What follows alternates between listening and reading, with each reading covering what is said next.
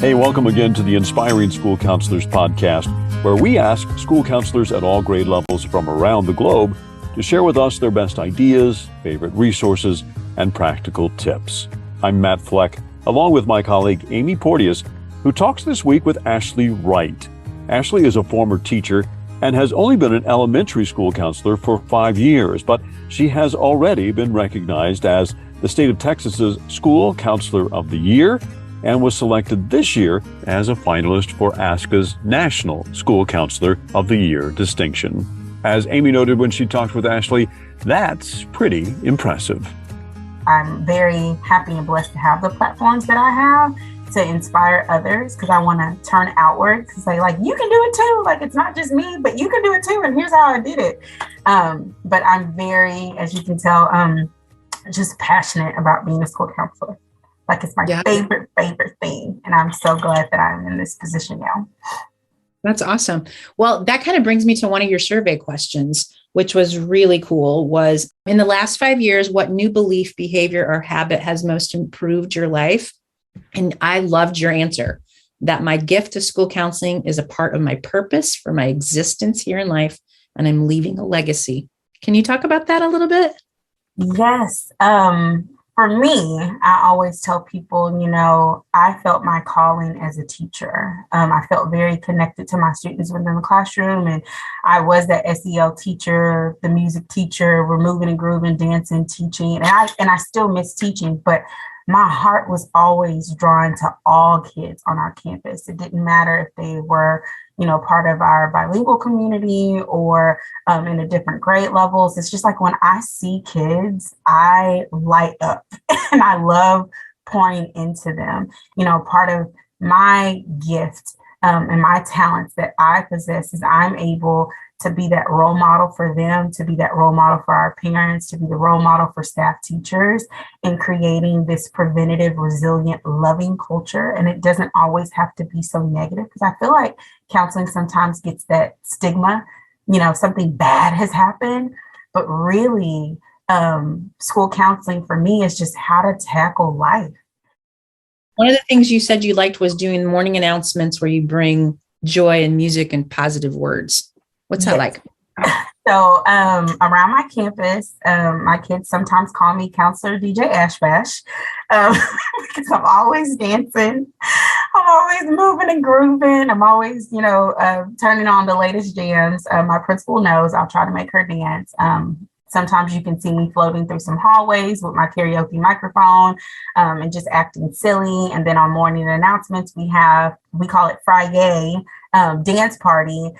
Sometimes I'll bring kids on to dance with me. And so it's streamed campus wide. We have 1,000 students at our school currently. So all of the kids throughout the entire campus get to see us, have fun. And I think that that's really important, Amy, because I find myself telling a lot of my colleagues and other professionals and stakeholders that our schools need to be much of an experience, not just this system where I enter, I'm, working so hard, and it's just like drill and kill, like it needs to be an experience. It needs to be like a Disney World. I'm with you 8 hours of the day. And so from the morning to the time I go, the kids, I want them to feel like this is like their second home.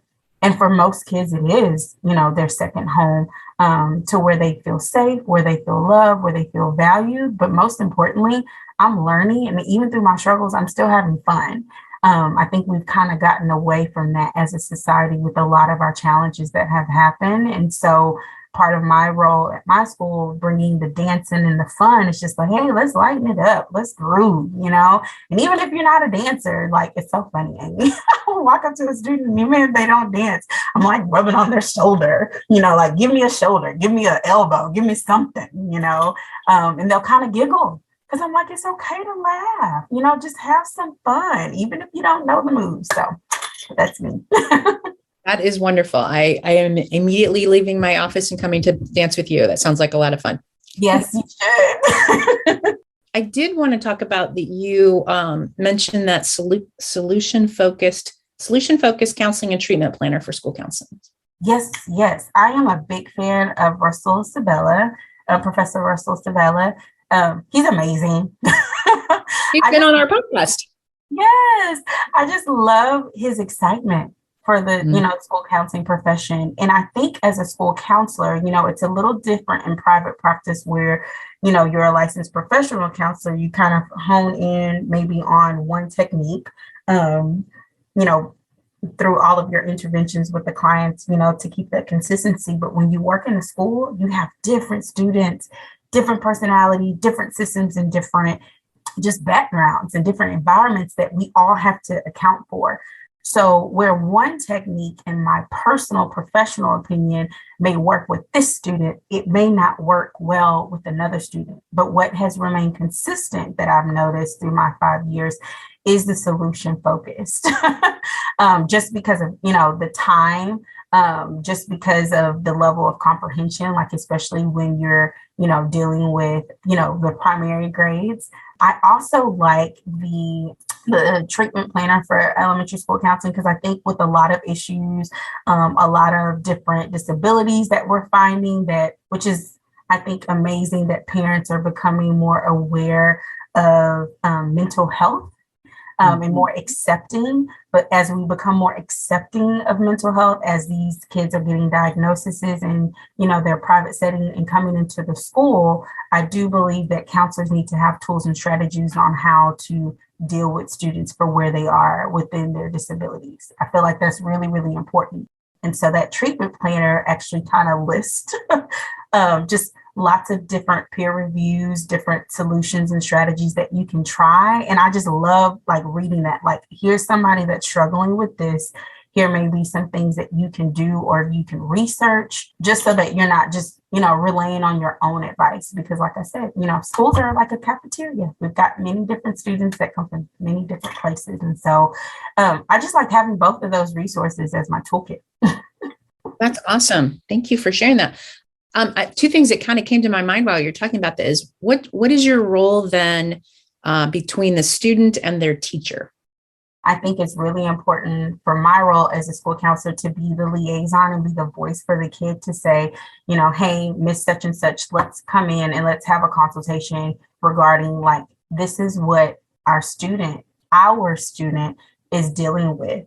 And so here are some strategies and interventions that may work. And I think also me being a liaison for our teachers, I'm always asking my teacher, what's your input? Because you're in the classroom. Right. So I'm not, but I'm here. I am your cheerleader. I'm both of y'all's cheerleader. My students are first and you are secondary, but I want you to know that we are working all together. And Amy, I also include my admin a lot in these conversations and my parents, because it takes a village. And so while we just look at the kid, we have to look at all of the cheerleaders behind the kid. And so it's really important that admin's on the same page on some interventions and strategies that the teacher's doing, so we can support the teacher as well as supporting the kid, and then also the parent. And so a lot of that comes from me having conferences with the teacher, me having conferences with the admin, teachers, and counselor having a conversation. And then at the end is my most favorite part, is when I bring the student in and he sees or she sees everybody on the same page rooting and saying, hey, we know that this is it, but this is how we're going to help you. I just think it's a beautiful thing, because kids are mind blown when they see, oh, all of y'all talk to each other. Yes, we do. And we're all here for you. And this is what we're going to try. And if it doesn't work, that's okay. We're going to keep going. That's why you're in school, because we're learning and growing together.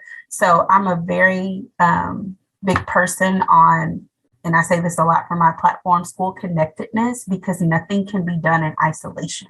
And I think it takes everybody involved. Absolutely. Extend that just a little bit then. What's your role with the community mental health agencies in your area? Yes, great. So through our district, we get lots of different resources as far as referrals and different private practices that will give us information. And so if a parent is, seeking services, I do refer out. I will send an email over some places. Sometimes I may contact the place, find out, about insurance, how much it costs, oh, Amy, this is really important. So I get so excited.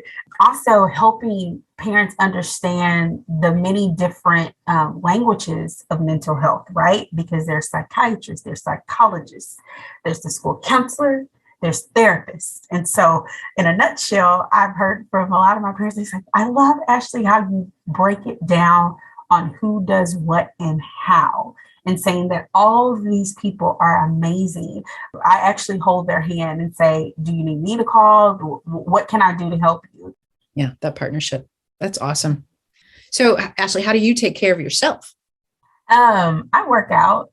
And so I like to work out in the morning. I like to have my quiet time, based on my personal faith as a Christian.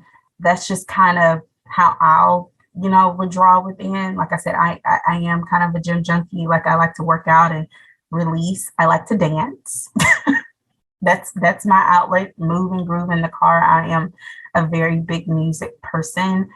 I also like to listen to different motivational videos. Like I just love that positivity in my mindset. It just kind of helps me feel like, I'm not the only one. And it gives me the resilience that I need to just move forward and press on.